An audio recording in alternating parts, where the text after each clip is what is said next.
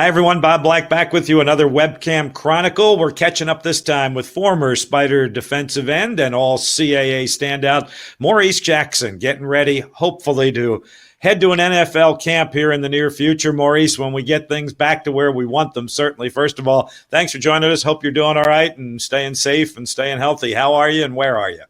I'm doing good. First of all, thanks for having me. Always a nice time to be interviewed by the great Bob Black. Oh, come on, But man. I'm at home in Levittown, Pennsylvania right now. Just waiting it all out to see what everything goes on.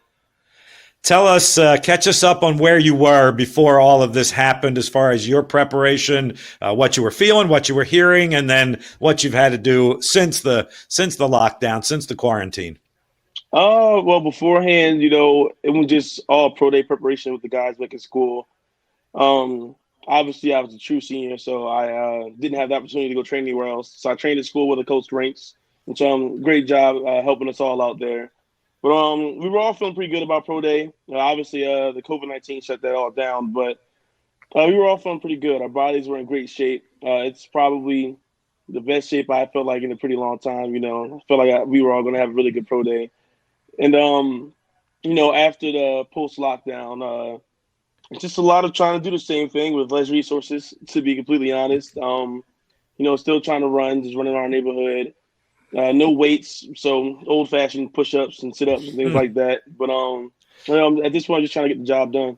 Well, you look like you're in great shape. I'll tell you that. That's for sure. Appreciate you. Yeah, no, you're looking good. What was your immediate reaction when the realization hit that there was no pro day? Because that's obviously so important to a guy like you and the teammates who I know were looking to do the same thing.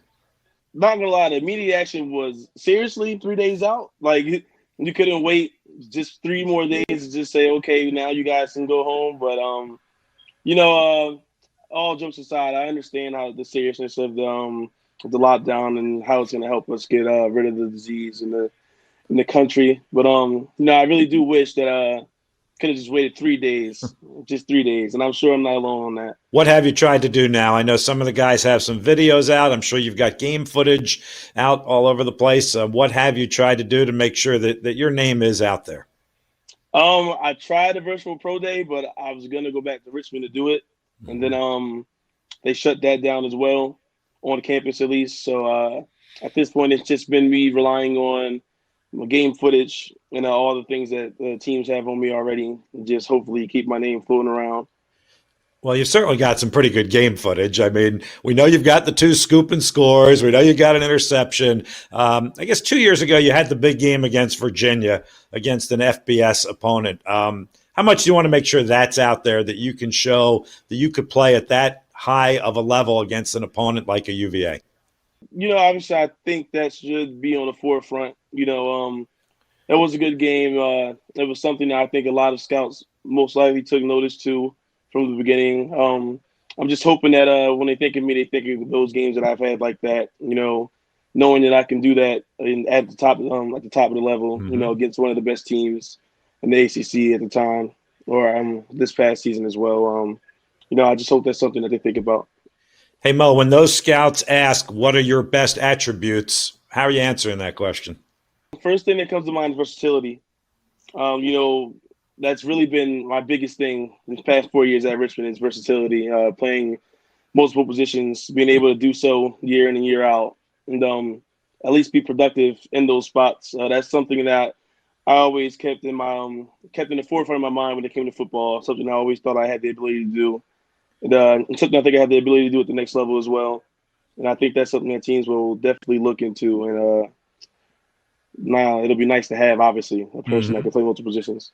Hey, we talked about that a lot over your 4 years here, and at times I'm sure it was tough. You were here as what, a safety, a linebacker, maybe even a running back that you played in high school, defensive tackle, and finally defensive end. As you look back on it now, could that be kind of a blessing in disguise that you have that versatility? Yeah, that's really how I came to take it. Obviously it was a roller coaster at first. Just learning new things and being in new meeting rooms.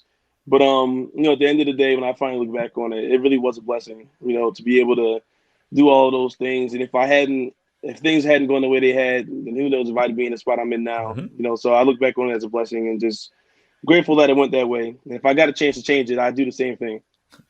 Hey, speaking of names, let me throw three more out at you. Thinking of the future of the Richmond Spiders, of the 2020 Spiders, Tyler Dressler, Colby Ritten, Kobe Turner, defensive captains for 2020. What kind of leadership are they going to provide for your alma mater now? It feels so weird to say that.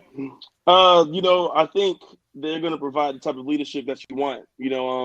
I think all three of them will give a different type of leadership. Kobe Ritten being a guy that isn't as vocal, but if you just watch him, he'll do everything that you want out of a captain. He'll do everything that's supposed to be done and do it the right way.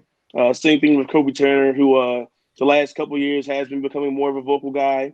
So I think he'll give you the type of leadership that you want, a guy that you can really fall behind. And Tyler Dressler is a little more a combination of both as well. He can be vocal, but he can also be a solid leader type of guy that doesn't say much. But they're all workhorses.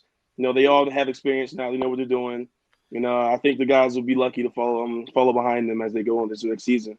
Well said, Mo. What are these last few days going to be like for you? How difficult is kind of the waiting process as this thing all unfolds over this coming weekend? I'm actually pretty calm at the moment. Talking to my agent, he said that's kind of not what he usually sees. He usually sees guys being real excited or anxious at this point. But I'm really calm at this point in my life. I think I've done everything that I can do. I've been praying to God that everything goes the way that it could go, the best possible way. And I believe everything God has in store for me. He's already blessed me enough to be here, so I believe He'll continue to keep blessing me, and I can just stay calm as I see what He does for me. All right. Stay calm. Good luck. It'll be an exciting time, and we'll look forward to seeing you in an NFL training camp before too long. Appreciate that.